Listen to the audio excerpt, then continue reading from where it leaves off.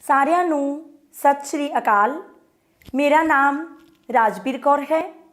ਮੈਂ ਬਾਬਾ ਨਾਮਦੇਵ ਸਰਕਾਰੀ senior secondary school ਘੁਮਾਣ ਜ਼ਿਲ੍ਹਾ ਗੁਰਦਾਸਪੁਰ ਵਿਖੇ ਬਤੌਰ ਪੰਜਾਬੀ ਅਧਿਆਪਿਕਾ ਸੇਵਾ ਨਿਭਾ ਰਹੀ ਹਾਂ।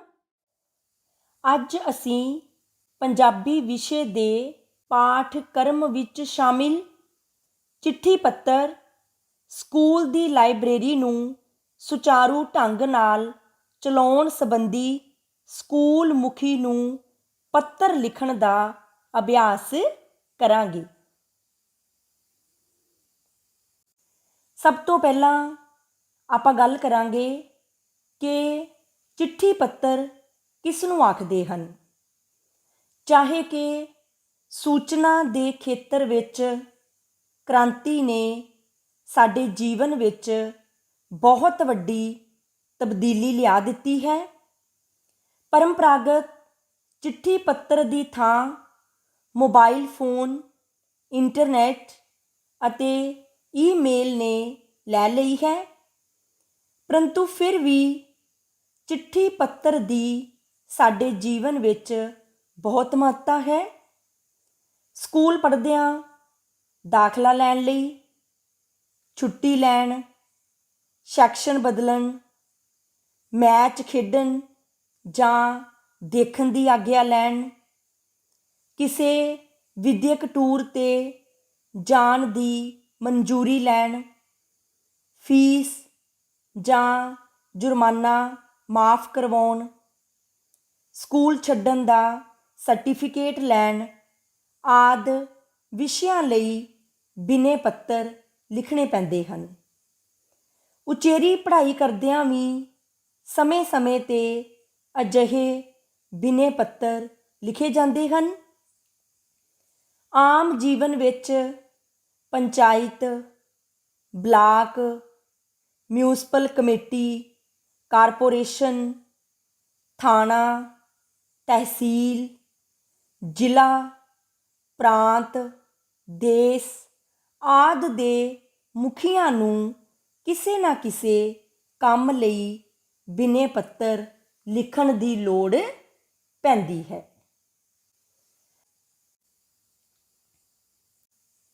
ਚਿੱਠੀ ਪੱਤਰ ਮੁੱਖ ਰੂਪ ਵਿੱਚ 6 ਤਰ੍ਹਾਂ ਦੇ ਹੁੰਦੇ ਹਨ। ਪਹਿਲਾ ਹੈ ਨਿੱਜੀ ਜਾਂ ਘਰੋਗੀ ਪੱਤਰ। ਇਹ ਪੱਤਰ ਆਪਣੇ ਮਿੱਤਰਾਂ, ਸਹੇਲੀਆਂ, ਪਰਿਵਾਰ ਦੇ ਮੈਂਬਰਾਂ, ਦੂਰ ਨੇੜੇ ਦੇ ਰਿਸ਼ਤੇਦਾਰਾਂ ਅਤੇ ਜਾਣਕਾਰਾਂ ਨੂੰ ਨਿੱਜੀ ਜਾਂ ਘਰੋਗੀ ਜੀਵਨ ਦੀਆਂ ਸੂਚਨਾਵਾਂ ਦੇਣ ਜਾਂ ਲੈਣ, ਸਮੱਸਿਆਵਾਂ ਵਿਚਾਰਨ ਅਤੇ ਸੰਪਰਕ ਕਾਇਮ ਰੱਖਣ ਲਈ ਲਿਖੇ ਜਾਂਦੇ ਹਨ। ਇਹਨਾਂ ਨੂੰ ਆਮ ਤੌਰ 'ਤੇ ਚਿੱਠੀਆਂ ਕਿਹਾ ਜਾਂਦਾ ਹੈ। ਦੂਸਰੀ ਕਿਸਮ ਹੈ ਬੇਨਤੀ ਪੱਤਰ। ਅਜਿਹੇ ਪੱਤਰ ਵੱਖ-ਵੱਖ ਮਹਿਕਮਿਆਂ, ਅਦਾਰਿਆਂ, ਸੰਸਥਾਵਾਂ ਦੇ ਅਧਿਕਾਰੀਆਂ ਨੂੰ ਲਿਖੇ ਜਾਂਦੇ ਹਨ। ਇਹਨਾਂ ਵਿੱਚ ਉਹਨਾਂ ਨਾਲ ਸੰਬੰਧਿਤ ਆਪਣੀਆਂ ਸਮੱਸਿਆਵਾਂ ਜਾਂ ਲੋੜਾਂ ਬਾਰੇ ਜ਼ਿਕਰ ਕੀਤਾ ਗਿਆ ਹੁੰਦਾ ਹੈ। ਇਹਨਾਂ ਨੂੰ ਬੇਨਤੀ ਪੱਤਰ, ਬਿਨੇ ਪੱਤਰ ਜਾਂ ਅਰਜ਼ੀ ਕਿਹਾ ਜਾਂਦਾ ਹੈ। ਤੀਸਰੀ ਕਿਸਮ ਹੈ ਵਪਾਰਿਕ ਪੱਤਰ। ਇਹ ਪੱਤਰ ਵਪਾਰਿਕ ਸੰਸਥਾਵਾਂ ਜਾਂ ਵਪਾਰ ਨਾਲ ਜੁੜੇ ਵਿਅਕਤੀਆਂ ਅਤੇ ਸੰਸਥਾਵਾਂ ਵੱਲੋਂ ਵਪਾਰ ਦੇ ਸੰਬੰਧ ਵਿੱਚ ਲਿਖੇ ਜਾਂਦੇ ਹਨ। ਚੌਥੀ ਕਿਸਮ ਹੈ ਦਫ਼ਤਰੀ ਪੱਤਰ। ਇਹ ਪੱਤਰ ਇੱਕ ਅਧਿਕਾਰੀ ਵੱਲੋਂ ਦੂਜੇ ਅਧਿਕਾਰੀ ਜਾਂ ਕਿਸੇ ਆਮ ਨਾਗਰਿਕ ਨੂੰ ਲਿਖੇ ਜਾਂਦੇ ਹਨ। ਪੰਜਵੀਂ ਕਿਸਮ ਹੈ ਅਰਧ ਸਰਕਾਰੀ ਪੱਤਰ। ਇਸ ਪ੍ਰਕਾਰ ਦੇ ਪੱਤਰ ਅਧਿਕਾਰੀਆਂ ਵੱਲੋਂ ਸੰਬੰਧਿਤ ਵਿਅਕਤੀਆਂ ਜਾਂ ਅਧਿਕਾਰੀਆਂ ਨੂੰ ਦਫ਼ਤਰੀ ਕੰਮਾਂ ਬਾਰੇ ਲਿਖੇ ਜਾਂਦੇ ਹਨ। ਛੇਵੀਂ ਕਿਸਮ ਹੈ ਫੁਟਕਲ ਪੱਤਰ। ਸਮਾਚਾਰ ਪੱਤਰਾਂ ਅਤੇ ਰਿਸਾਲਿਆਂ ਦੇ ਸੰਪਾਦਕਾਂ, ਰੇਡੀਓ ਅਤੇ ਟੈਲੀਵਿਜ਼ਨ ਦੇ ਡਾਇਰੈਕਟਰਾਂ ਆਦਿ ਨੂੰ ਪ੍ਰੋਗਰਾਮਾਂ ਬਾਰੇ ਟਿੱਪਣੀਆਂ, ਸੁਝਾਅ ਜਾਂ ਸਿਫਾਰਿਸ਼ ਕਰਨ ਬਾਰੇ ਲਿਖੇ ਜਾਂਦੇ ਹਨ। ਇਸ ਤਰ੍ਹਾਂ ਦੇ ਪੱਤਰ ਇਸ ਸ਼੍ਰੇਣੀ ਵਿੱਚ ਸ਼ਾਮਿਲ ਕੀਤੇ ਜਾਂਦੇ ਹਨ। ਇਸ ਤਰ੍ਹਾਂ ਚਿੱਠੀ ਪੱਤਰ ਰਾਹੀਂ ਅਸੀਂ ਆਪਣੀਆਂ ਭਾਵਨਾਵਾਂ ਅਤੇ ਵਿਚਾਰਾਂ ਦੇ ਪ੍ਰਭਾਵ ਦੂਜਿਆਂ ਤੱਕ ਪਹੁੰਚਾਉਂਦੇ ਹਾਂ। ਹਰ ਕੋਈ ਚਾਹੁੰਦਾ ਹੈ ਕਿ ਦੂਜਿਆਂ ਉੱਤੇ ਚੰਗਾ ਪ੍ਰਭਾਵ ਪਵੇ। ਇਹ ਚੰਗਾ ਪ੍ਰਭਾਵ ਚਿੱਠੀ ਪੱਤਰ ਨੂੰ ਚੰਗੇ ਢੰਗ ਨਾਲ ਲਿਖ ਕੇ ਹੀ ਪਾਇਆ ਜਾ ਸਕਦਾ ਹੈ।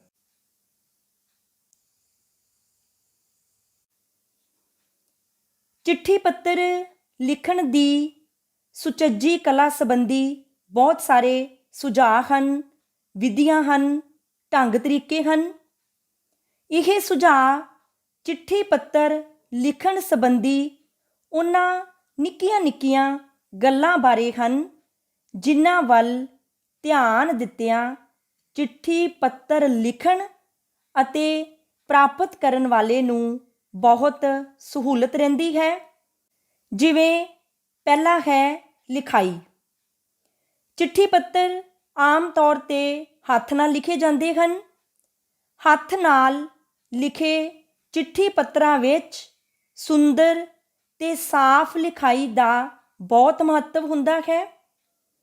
ਚਿੱਠੀ ਪੱਤਰ ਉੱਤੇ ਲਿਖੇ ਪਤੇ ਦੇ ਸਬੰਧ ਵਿੱਚ ਕਿਹਾ ਜਾ ਸਕਦਾ ਹੈ ਕਿ ਸ਼ਬਦ ਜੋੜਾਂ ਦੀਆਂ ਗਲਤੀਆਂ ਤੋਂ ਰਹਿਤ ਸੋਹਣੀ ਅਤੇ ਸਾਫ਼ ਲਿਖਾਈ ਵਿੱਚ ਲਿਖੇ ਪਤੇ ਵਾਲੀ ਚਿੱਠੀ ਸਮੇਂ ਸਿਰ ਅਤੇ ਠੀਕ ਥਾਂ 'ਤੇ ਪਹੁੰਚਦੀ ਹੈ।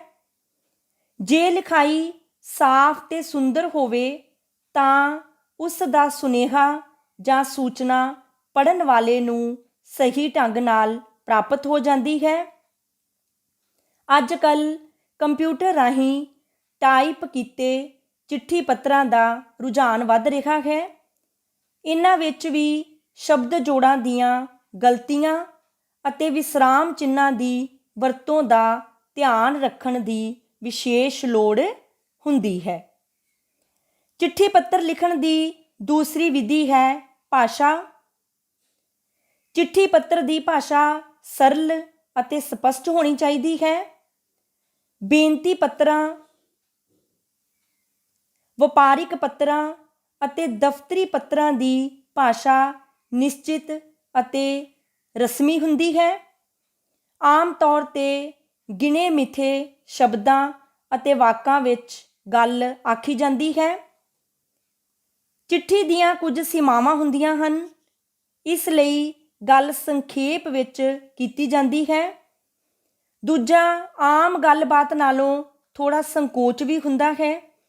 ਕਈ ਗੱਲਾਂ ਜਿਹੜੀਆਂ ਆਮ ਬੋਲ ਚਾਲ ਵੇਲੇ ਸਹਿਜ ਸੁਭਾਅ ਕਹਿ ਦਿੱਤੀਆਂ ਜਾਂਦੀਆਂ ਹਨ, ਚਿੱਠੀ ਵਿੱਚ ਲਿਖਣੀਆਂ ਉਚਿਤ ਨਹੀਂ ਜਾਪਦੀਆਂ।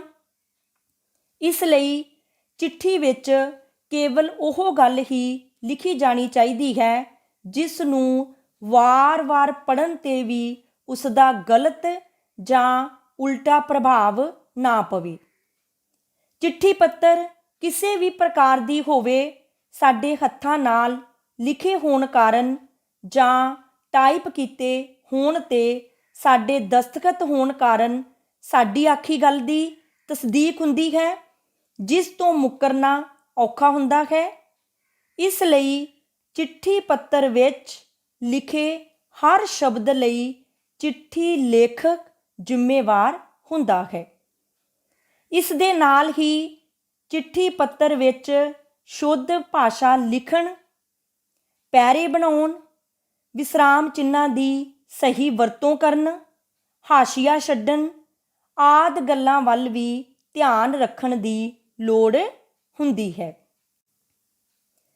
ਇਸ ਤੋਂ ਇਲਾਵਾ ਚਿੱਠੀ ਪੱਤਰ ਲਿਖਣ ਦੇ ਵਿੱਚ ਸਭ ਤੋਂ ਵੱਧ ਮਹੱਤਵਪੂਰਨ ਗੱਲ ਹੁੰਦੀ ਹੈ ਸਿਰਨਾਮਾ। ਇਹ ਪੋਸਟ ਕਾਰਡ ਜਾਂ ਲਿਫਾਫੇ ਦੇ ਬਾਹਰ ਲਿਖਿਆ ਜਾਂਦਾ ਹੈ। ਸਿਰਨਾਮਾ ਲਿਖਣ ਸਮੇਂ ਨਾਂ ਅਤੇ ਪਤਾ ਸਾਫ਼ ਅਤੇ ਠੀਕ ਲਿਖਣਾ ਚਾਹੀਦਾ ਹੈ। ਨਾਂ ਦੇ ਅੱਗੇ ਸਤਿਕਾਰ ਪ੍ਰਗਟ ਕਰਦਾ ਸ਼ਬਦ ਅਤੇ ਨਾਲ ਵਿਅਕਤੀ ਦੀ ਪਦਵੀ ਦਾ ਇਸਤੇਮਾਲ ਕਰਨਾ ਵੀ ਠੀਕ ਹੈ।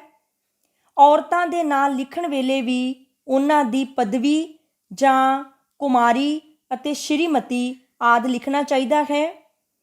ਇਸ ਤੋਂ ਬਾਅਦ ਘਰ ਦੇ ਨੰਬਰ, ਫਿਰ ਮੁਹੱਲਾ, ਸ਼ਹਿਰ, ਪਿੰਡ, ਡਾਕਖਾਨਾ, ਅੰਤ ਵਿੱਚ ਜ਼ਿਲ੍ਹਾ ਅਤੇ ਰਾਜ ਦਾ ਨਾਂ ਲਿਖਣਾ ਚਾਹੀਦਾ ਹੈ।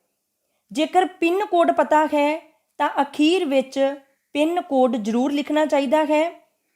ਪਿੰਨ ਕੋਡ ਲਿਖਣ ਨਾਲ ਚਿੱਠੀ ਜਲਦੀ ਠੀਕ ਪਤੇ 'ਤੇ ਪੁੱਜਦੀ ਹੈ। ਅੱਜ ਕੱਲ੍ਹ ਫੋਨ ਨੰਬਰ ਲਿਖਣ ਦਾ ਰੁਝਾਨ ਵੀ ਪ੍ਰਚਲਿਤ ਹੈ। ਜੇ ਚਿੱਠੀ ਪੰਜਾਬ ਤੋਂ ਬਾਹਰ ਭੇਜਣੀ ਹੈ ਤਾਂ ਪਤਾ ਪੰਜਾਬੀ ਦੇ ਨਾਲ ਨਾਲ ਹਿੰਦੀ ਜਾਂ ਅੰਗਰੇਜ਼ੀ ਵਿੱਚ ਲਿਖਿਆ ਜਾਣਾ ਚਾਹੀਦਾ ਹੈ।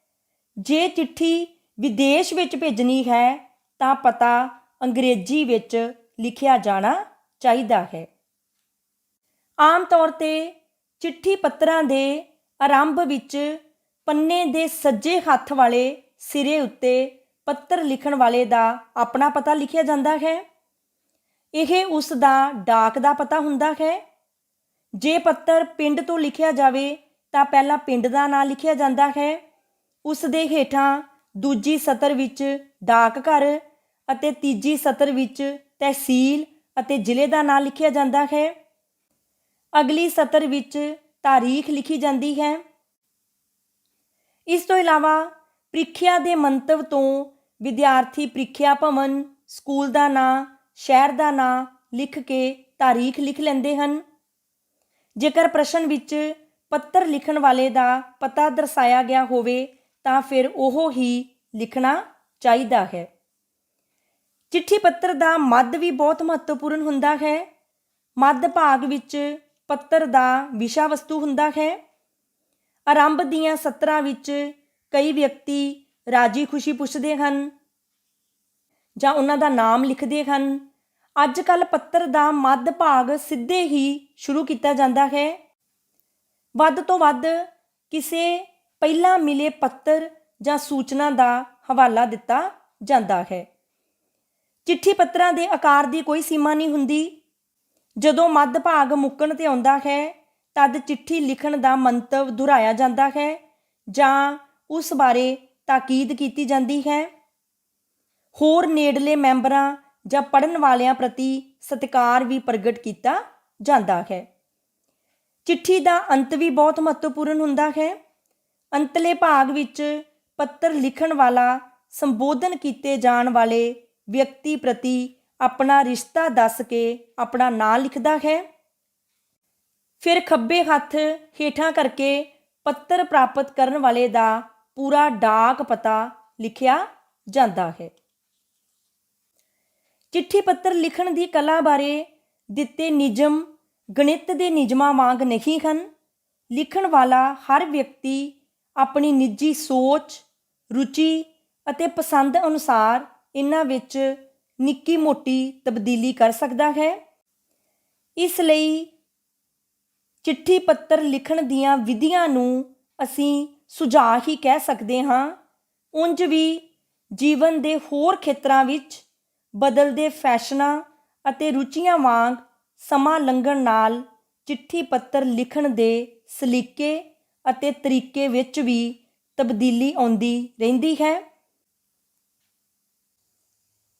ਹੁਣ ਅਸੀਂ ਸਕੂਲ ਦੀ ਲਾਇਬ੍ਰੇਰੀ ਨੂੰ ਸੁਚਾਰੂ ਢੰਗ ਨਾਲ ਚਲਾਉਣ ਸੰਬੰਧੀ ਸਕੂਲ ਮੁਖੀ ਨੂੰ ਪੱਤਰ ਲਿਖਣ ਦਾ ਅਭਿਆਸ ਕਰਾਂਗੇ। ਸੇਵਾ ਵਿਖੇ ਪ੍ਰਿੰਸੀਪਲ ਬਾਬਾ ਨਾਮਦੇਵ ਸਰਕਾਰੀ ਸੀਨੀਅਰ ਸੈਕੰਡਰੀ ਸਕੂਲ ਘੁਮਾਣ। ਵਿਸ਼ਾ ਸਕੂਲ ਦੀ ਲਾਇਬ੍ਰੇਰੀ ਨੂੰ ਸੁਚਾਰੂ ਢੰਗ ਨਾਲ ਚਲਾਉਣ ਸੰਬੰਧੀ। ਸ਼੍ਰੀਮਤੀ ਜੀ, ਬੇਨਤੀ ਇਹ ਹੈ ਕਿ ਇਸ ਪੱਤਰ ਰਾਹੀਂ ਮੈਂ ਆਪ ਜੀ ਦਾ ਧਿਆਨ ਸਕੂਲ ਦੀ ਲਾਇਬ੍ਰੇਰੀ ਵੱਲ ਦਿਵਾਉਣਾ ਚਾਹੁੰਦੀ ਹਾਂ।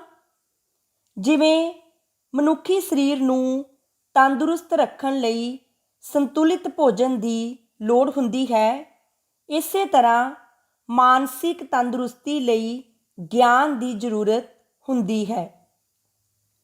ਇਹ ਗਿਆਨ ਸਾਨੂੰ ਮਾਪਿਆਂ, ਅਧਿਆਪਕਾਂ ਜਾਂ ਫਿਰ ਪੁਸਤਕਾਂ ਤੋਂ ਪ੍ਰਾਪਤ ਹੁੰਦਾ ਹੈ। ਲਾਇਬ੍ਰੇਰੀ ਵਿੱਚ ਅਲੱਗ-ਅਲੱਗ ਵਿਸ਼ਿਆਂ ਨਾਲ ਸੰਬੰਧਿਤ ਪੁਸਤਕਾਂ ਵਿਸ਼ੇਸ਼ ਤਰਤੀਬ ਨਾਲ ਰੱਖੀਆਂ ਜਾਣੀਆਂ ਚਾਹੀਦੀਆਂ ਹਨ। ਸਾਡੇ ਦੇਸ਼ ਵਿੱਚ ਲਾਇਬ੍ਰੇਰੀਆਂ ਦੀ ਪਰੰਪਰਾ ਬਹੁਤ ਪੁਰਾਣੀ ਹੈ। ਭਾਰਤ ਦੀਆਂ ਨਾਲੰਦਾ ਅਤੇ ਤਕਸ਼ਲਾ ਯੂਨੀਵਰਸਿਟੀਆਂ ਦੀਆਂ ਲਾਇਬ੍ਰੇਰੀਆਂ ਪੂਰੀ ਦੁਨੀਆ ਵਿੱਚ ਪ੍ਰਸਿੱਧ ਸਨ। ਮੇਰੀ ਆਪ ਜੀ ਅੱਗੇ ਬੇਨਤੀ ਹੈ ਕਿ ਸਕੂਲ ਦੀ ਲਾਇਬ੍ਰੇਰੀ ਵਿੱਚ 2 ਭਾਗ ਬਣਾਏ ਜਾਣ। ਇੱਕ ਭਾਗ ਵਿੱਚ ਰੋਜ਼ਾਨਾ ਅਖਬਾਰ, ਸਪਤਾਹਿਕ ਅਖਬਾਰ ਅਤੇ ਮਹੀਨਾਵਾਰ, ਤ੍ਰੈਮਾਸਿਕ ਜਾਂ ਛਿਮਾਹੀ ਛਪਣ ਵਾਲੇ ਰਿਸਾਲੇ ਰੱਖੇ ਜਾਣ। ਅਖਬਾਰਾਂ ਤੋਂ ਸਾਨੂੰ ਰੋਜ਼ਾਨਾ ਵਾਪਰਨ ਵਾਲੀਆਂ ਘਟਨਾਵਾਂ ਬਾਰੇ ਤਾਜ਼ਾ ਜਾਣਕਾਰੀ ਮਿਲਦੀ ਹੈ। ਸਾਡੀ ਲਾਇਬ੍ਰੇਰੀ ਵਿੱਚ ਆਮ ਤੌਰ 'ਤੇ ਪੰਜਾਬੀ, ਹਿੰਦੀ ਅਤੇ ਅੰਗਰੇਜ਼ੀ ਭਾਸ਼ਾ ਵਿੱਚ ਛਪਣ ਵਾਲੀਆਂ ਅਖਬਾਰਾਂ ਮੰਗਵਾਈਆਂ ਜਾਂਦੀਆਂ ਹਨ। ਸਾਡੇ ਸਕੂਲ ਦੀ ਲਾਇਬ੍ਰੇਰੀ ਵਿੱਚ ਕਈ ਕਿਸਮ ਦੇ ਰਸਾਲੇ ਹੁੰਦੇ ਹਨ। ਕੁਝ ਸਿਰਫ ਬੱਚਿਆਂ ਲਈ, ਕੁਝ ਨੌਜਵਾਨਾਂ ਲਈ, ਕੁਝ ਔਰਤਾਂ ਲਈ, ਕੁਝ ਖੇਡਾਂ ਸੰਬੰਧੀ, ਕੁਝ ਧਾਰਮਿਕ, ਕੁਝ ਸਮਾਜਿਕ ਅਤੇ ਸੱਭਿਆਚਾਰਕ ਜਾਣਕਾਰੀ ਨਾਲ ਭਰਪੂਰ, ਕੁਝ ਵਿਗਿਆਨ ਨਾਲ ਸੰਬੰਧਿਤ, ਕੁਝ ਮੁਕਾਬਲੇ ਦੀਆਂ ਵਿਸ਼ੇਸ਼ ਪ੍ਰੀਖਿਆਵਾਂ ਸੰਬੰਧੀ ਗਿਆਨ ਨਾਲ ਭਰਪੂਰ ਹੁੰਦੇ ਹਨ।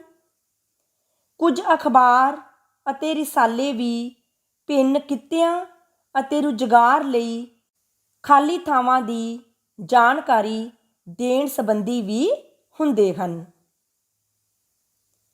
ਇਹਨਾਂ ਸਾਰਿਆਂ ਨੂੰ ਲਾਇਬ੍ਰੇਰੀ ਦੇ ਪਹਿਲੇ ਭਾਗ ਵਿੱਚ ਰੱਖਣਾ ਚਾਹੀਦਾ ਹੈ ਤਾਂ ਜੋ ਵਿਦਿਆਰਥੀ ਇਹਨਾਂ ਨੂੰ ਪੜ੍ਹ ਕੇ ਆਪਣੇ ਗਿਆਨ ਵਿੱਚ ਵਾਧਾ ਕਰ ਸਕਣ ਅਤੇ ਲੋੜੀਂਦੀ ਜਾਣਕਾਰੀ ਹਾਸਲ ਕਰ ਸਕਣ। ਲਾਇਬ੍ਰੇਰੀ ਦੇ ਦੂਜੇ ਭਾਗ ਵਿੱਚ ਵੱਖ-ਵੱਖ ਵਿਸ਼ਿਆਂ ਨਾਲ ਸੰਬੰਧਿਤ ਪੁਸਤਕਾਂ ਦਾ ਸੰਗ੍ਰਹਿ ਹੋਵੇ। ਇਹਨਾਂ ਪੁਸਤਕਾਂ ਵਿੱਚ ਦੁਰਲੱਭ ਗਿਆਨ ਸਮਾਇਆ ਹੁੰਦਾ ਹੈ। ਇਹ ਪੁਸਤਕਾਂ ਵਿਭਿੰਨ ਵਿਸ਼ਿਆਂ ਜਿਵੇਂ ਨਾਵਲ, ਕਹਾਣੀਆਂ, ਇਕਾਂਗੀ, ਨਾਟਕ, ਜੀਵਨੀਆਂ, ਸਵੈ ਜੀਵਨੀਆਂ, ਸਫ਼ਰਨਾਮੇ, ਕਵਿਤਾਵਾਂ ਆਦਿ ਨਾਲ ਸੰਬੰਧਿਤ ਹੋਣ। ਇਤਿਹਾਸ, ਦਰਸ਼ਨ, ਕਲਾ ਅਤੇ ਵਿਗਿਆਨ ਸੰਬੰਧੀ ਪੁਸਤਕਾਂ ਵੀ ਲਾਇਬ੍ਰੇਰੀ ਦਾ ਸ਼ਿੰਗਾਰ ਹੋਣ। ਲਾਇਬ੍ਰੇਰੀ ਦਾ ਇੱਕ ਕੋਨਾ ਡਿਕਸ਼ਨਰੀਆਂ, ਸ਼ਬਦ ਜੋੜ ਕੋਸ਼ਾਂ ਅਤੇ ਹਵਾਲਾ ਪੁਸਤਕਾਂ ਲਈ ਵੀ ਰਾਖਵਾਂ ਰੱਖਿਆ ਜਾਵੇ। ਲਾਇਬ੍ਰੇਰੀ ਵਿੱਚ ਵਿਦਿਆਰਥੀਆਂ ਦੇ ਪਾਠਕ੍ਰਮ ਨਾਲ ਸੰਬੰਧਿਤ ਪੁਸਤਕਾਂ ਦਾ ਵੀ ਭੰਡਾਰ ਹੋਵੇ। ਲੋੜਵੰਦ ਵਿਦਿਆਰਥੀ ਇਹਨਾਂ ਪੁਸਤਕਾਂ ਨੂੰ ਪੂਰੇ ਸਾਲ ਲਈ ਜਾਰੀ ਕਰਵਾ ਸਕਦੇ ਹੋਣ ਤਾਂ ਜੋ ਉਹਨਾਂ ਦੀਆਂ ਪੜ੍ਹਾਈ ਸੰਬੰਧੀ ਜ਼ਰੂਰਤਾਂ ਪੂਰੀਆਂ ਹੋ ਸਕਣ। ਲਾਇਬ੍ਰੇਰੀ ਦੀਆਂ ਅਲਮਾਰੀਆਂ ਵਿੱਚ ਪੁਸਤਕਾਂ ਇਸ ਤਰੀਕੇ ਨਾਲ ਰੱਖੀਆਂ ਜਾਣ ਕਿ ਉਹਨਾਂ ਨੂੰ ਵੇਖ ਕੇ ਇਉਂ ਜਾਪੇ ਜਿਵੇਂ ਬਹੁਤ ਸਾਰੇ ਗਿਆਨਵਾਨ ਲੇਖਕ ਸਿਰ ਜੋੜ ਕੇ ਬੈਠੇ ਹੋਣ। ਜਦੋਂ ਅਸੀਂ ਕਿਸੇ ਪੁਸਤਕ ਨੂੰ ਚੁੱਕ ਕੇ ਪੜ੍ਹਨਾ ਸ਼ੁਰੂ ਕਰੀਏ ਤਾਂ ਉਹ ਆਪਣਾ ਸਾਰਾ ਗਿਆਨ ਸਾਡੇ ਉੱਤੇ ਨਿਸ਼ਾਵਰ ਕਰਨ ਲਈ ਤਿਆਰ ਹੋਣ।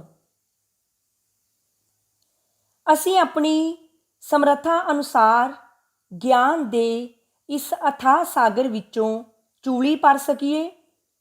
ਵਿਹਲੇ ਸਮੇਂ ਲਾਇਬ੍ਰੇਰੀ ਵਿੱਚ ਜਾ ਕੇ ਅਖਬਾਰ, ਰਿਸਾਲੇ ਅਤੇ ਪੁਸਤਕਾਂ ਪੜ੍ਹਨ ਨਾਲ ਸਾਨੂੰ ਗਿਆਨ ਪ੍ਰਾਪਤ ਹੋਵੇ ਅਤੇ ਮਨ ਵਾਧੂ ਸ਼ਰਾਰਤਾਂ ਤੋਂ ਵੀ ਬਚਿਆ ਰਹੇ। ਸੰਕਟ ਦੇ ਸਮੇਂ ਵਿੱਚ ਜਦੋਂ ਦੋਸਤ ਮਿੱਤਰ ਅਤੇ ਸਕੇ ਸੰਬੰਧੀ ਵੀ ਸਾਥ ਛੱਡ ਜਾਂਦੇ ਹਨ, ਉਦੋਂ ਵੀ ਪੁਸਤਕਾਂ ਸਾਡੇ ਸੱਚੇ ਮਿੱਤਰ ਬਣਦੀਆਂ ਹਨ ਅਤੇ ਨਿਰਾਸ਼ਾ ਵਿੱਚੋਂ ਨਿਕਲਣ ਲਈ ਸਾਨੂੰ ਰਾਹ ਦਿਖਾਉਂਦੀਆਂ ਹਨ। ਸੰਘਰਸ਼ ਭਰਿਆ ਜੀਵਨ ਜਿਉਣ ਵਾਲੇ ਲੋਕਾਂ ਦੀਆਂ ਜੀਵਨੀਆਂ ਅਤੇ ਸਵੈ ਜੀਵਨੀਆਂ ਪਾਠਕਾਂ ਲਈ ਪ੍ਰੇਰਨਾ ਦਾ ਸੋਮਾ ਬਣਦੀਆਂ ਹਨ। ਅਜਿਹੀਆਂ ਪੁਸਤਕਾਂ ਪੜ੍ਹਨ ਵਾਲੇ ਵਿਦਿਆਰਥੀ ਰੁਕਾਵਟਾਂ ਤੋਂ ਘਬਰਾਉਂਦੇ ਨਹੀਂ, ਸਗੋਂ ਦ੍ਰਿੜਤਾ ਨਾਲ ਆਪਣੇ ਉਦੇਸ਼ ਵੱਲ ਅੱਗੇ ਵੱਧਦੇ ਹਨ ਅਤੇ ਮਿਥੀ ਹੋਈ ਮੰਜ਼ਿਲ ਪ੍ਰਾਪਤ ਕਰ ਲੈਂਦੇ ਹਨ। ਲਾਇਬ੍ਰੇਰੀ ਜਾਣਾ ਕਦੇ ਵੀ ਘਾਟੇ ਦਾ ਸੌਦਾ ਨਹੀਂ ਹੁੰਦਾ। ਜਿਗਿਆਸੂਆਂ ਅਤੇ ਗਿਆਨ ਦੇ ਅਭਿਲਾਸ਼ੀਆਂ ਲਈ ਲਾਇਬ੍ਰੇਰੀ ਤੋਂ ਵੱਧ ਲਾਭਕਾਰੀ ਥਾਂ ਹੋਰ ਕਿਹੜੀ ਹੋ ਸਕਦੀ ਹੈ। ਵੱਡੇ ਵੱਡੇ ਵਿਦਵਾਨ ਜਿਨ੍ਹਾਂ ਦੀਆਂ ਨਵੀਨ ਸੋਚਾਂ ਨੇ ਦੁਨੀਆ ਦੀ ਨੁਹਾਰ ਬਦਲ ਦਿੱਤੀ ਹੈ, ਪਤਾ ਨਹੀਂ ਕਿੰਨਾ ਕਿੰਨਾ ਸਮਾਂ ਲਾਇਬ੍ਰੇਰੀ ਵਿੱਚ ਗੁਜ਼ਾਰਦੇ ਰਹੇ।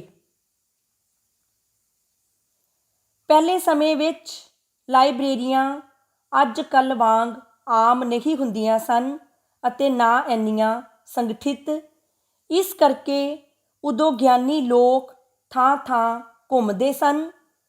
ਜਿੱਥੇ ਵੀ ਗ੍ਰੰਥ ਪੜ੍ਹਨ ਨੂੰ ਮਿਲ ਜਾਂਦਾ, ਉੱਥੇ ਬੈਠ ਕੇ ਅਧਿਐਨ ਕਰਦੇ।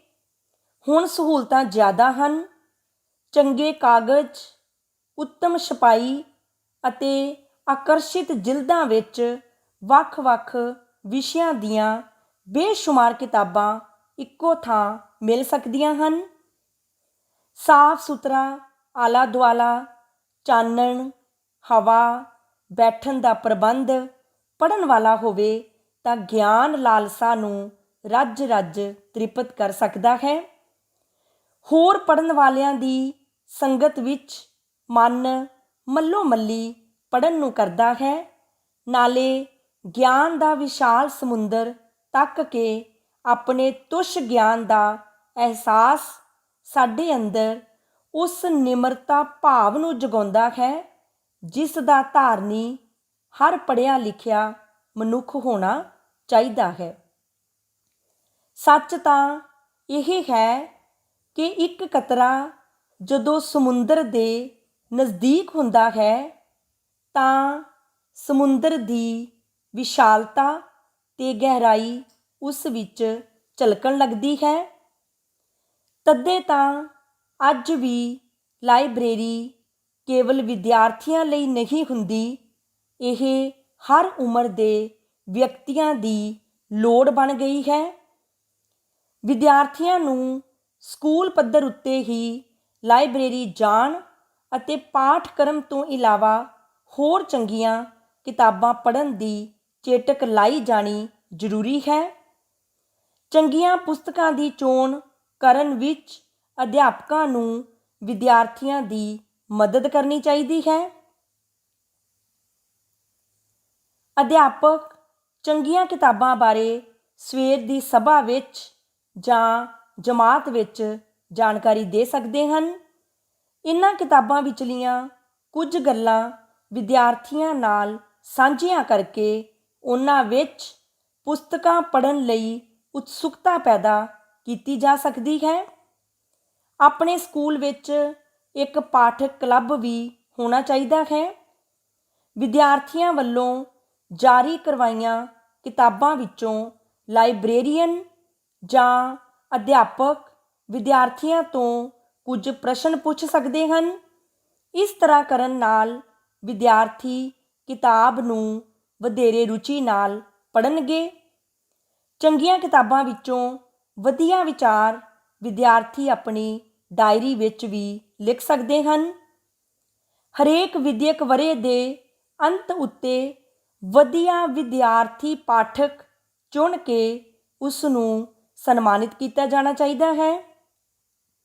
ਅਜਿਹੇ ਯਤਨਾਂ ਨਾਲ ਵਿਦਿਆਰਥੀਆਂ ਵਿੱਚ ਚੰਗੀਆਂ ਪੁਸਤਕਾਂ ਪੜ੍ਹਨ ਦੀ ਰੁਚੀ ਵਧੇਗੀ ਅਤੇ ਲਾਇਬ੍ਰੇਰੀ ਵਿੱਚ ਭਰੇ ਗਿਆਨ ਦੇ ਖਜ਼ਾਨੇ ਦੀ ਵੀ ਸੁਚੱਜੀ ਵਰਤੋਂ ਹੋਵੇਗੀ। ਸਮੇਂ ਦੀ ਸਾਰਥਿਕਤਾ ਦਾ ਅਰਥ ਉਸ ਸਮੇਂ ਨੂੰ ਅਜਿਹੇ ਪਾਸੇ ਖਰਚ ਕਰਨਾ ਹੈ ਕਿ ਪਿੱਛੋਂ ਪਛਤਾਵਾ ਨਾ ਹੋਵੇ। ਲਾਇਬ੍ਰੇਰੀ ਜਾਣਾ ਲਾਹੇ ਦਾ ਰਾਹ ਹੈ। ਇਸ ਰਾਹੇ ਪਛਤਾਵੇ ਦਾ ਪਰਛਾਵਾਂ ਵੀ ਨਹੀਂ ਪੈ ਸਕਦਾ। ਉਮੀਦ ਕਰਦੀ ਹਾਂ ਕਿ ਤੁਸੀਂ ਸਕੂਲ ਦੀ ਲਾਇਬ੍ਰੇਰੀ ਨੂੰ ਸੁਚਾਰੂ ਢੰਗ ਨਾਲ ਚਲਾਉਣ ਲਈ ਮੇਰੇ ਦੁਆਰਾ ਦਿੱਤੇ ਹੋਏ ਸੁਝਾਵਾਂ 'ਤੇ ਜ਼ਰੂਰ ਅਮਲ ਕਰੋਗੇ। ਧੰਨਵਾਦ ਸਹਿਤ ਆਪ ਜੀ ਦੀ ਵਿਸ਼ਵਾਸ ਪਾਤਰ ਰਾਜਵੀਰ ਕੌਰ, ਪੰਜਾਬੀ ਅਧਿਆਪਕਾ, ਬਾਬਾ ਨਾਮਦੇਵ ਸਰਕਾਰੀ ਸੀਨੀਅਰ ਸੈਕੰਡਰੀ ਸਕੂਲ, ਘੁਮਾਣ, ਜ਼ਿਲ੍ਹਾ ਗੁਰਦਾਸਪੁਰ। ਇਹ ਸੀ ਪੰਜਾਬੀ ਵਿਸ਼ੇ ਦੇ ਪਾਠਕ੍ਰਮ ਵਿੱਚ ਸ਼ਾਮਿਲ ਚਿੱਠੀ ਪੱਤਰ ਸਕੂਲ ਦੀ ਲਾਇਬ੍ਰੇਰੀ ਨੂੰ ਸੁਚਾਰੂ ਢੰਗ ਨਾਲ ਚਲਾਉਣ ਸੰਬੰਧੀ ਸਕੂਲ ਮੁਖੀ ਨੂੰ ਪੱਤਰ, ਜਿਸ ਬਾਰੇ ਅਸੀਂ ਗੱਲਬਾਤ ਕੀਤੀ ਹੈ। ਧੰਨਵਾਦ।